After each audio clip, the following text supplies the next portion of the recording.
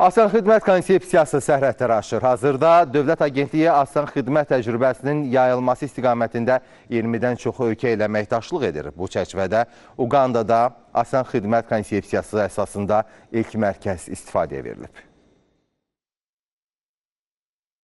Uqandanın Hoima şəhərində Azərbaycanın asan xidmət modeli əsasında fəaliyyət göstərəcək ilk xidmət mərkəzinin açılışı olub. Layihə 2018-ci ildə Azərbaycanla Uqanda hökumətləri arasında imzalanan dövlət xidmətləri sahəsində anlaşma memorandum əsasında baş tutub. Ölkənin ilk regional xidmət mərkəzi olan Dövlət Xidmətləri Mərkəzində 14 dövlət qurumunun 30-dan çox xidmət həyata keçiriləcək. 4 ölkədə artıq tam Azərbaycanın asan xidmət modeli əsasında mərkəzlər fəaliyyətdədir.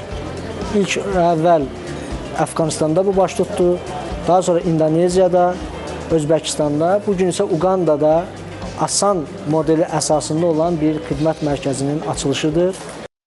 Mərkəzin açılış mərasimində bildirilib ki, layihə çərçivəsində Azərbaycan və Uqandada çoxsaylı təlimlər və mentorluq proqramları təşkil olunub. Uqandanın Dövlət Xidmətləri Naziri Wilson Muri Mukasa ölkəsində xidmət mərkəzlərinin yaradılmasına verdiyi dəstəyə görə Azərbaycan Prezidentinə və Dövlət Agentliyinə təşəkkür edib. Eyni zamanda asan xidmət modeli əsasında fəaliyyət göstərəcək yeni xidmət mərkəzinin Afrikada yerləşən digər ölkələrə də nümunə olacağını bildirib.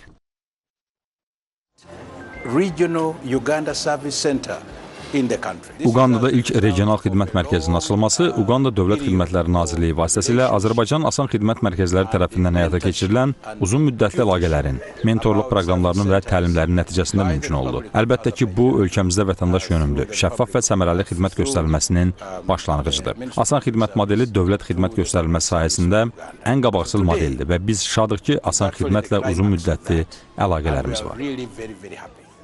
Qeyd edək ki, Dövlət Agentliyinin nümayəndə heyəti səfər çərçivəsində bu ölkənin prezidenti Yoweri Kaguta Museveni tərəfindən qəbul edilib. Həmçinin bir sıra nazirliklərdə və qurumlarda işgüzar görüşlər keçirilib. Görüşlərdə hər iki ölkə arasında münasibətlərin dərinləşdirilməsi, müvafiq sahələr üzrə əməkdaşlığın inkişaf istiqamətində müzakirələr aparılıb. Rüstəm Mikayılzadə, Röya Qarabağlı, AzTV xəbər.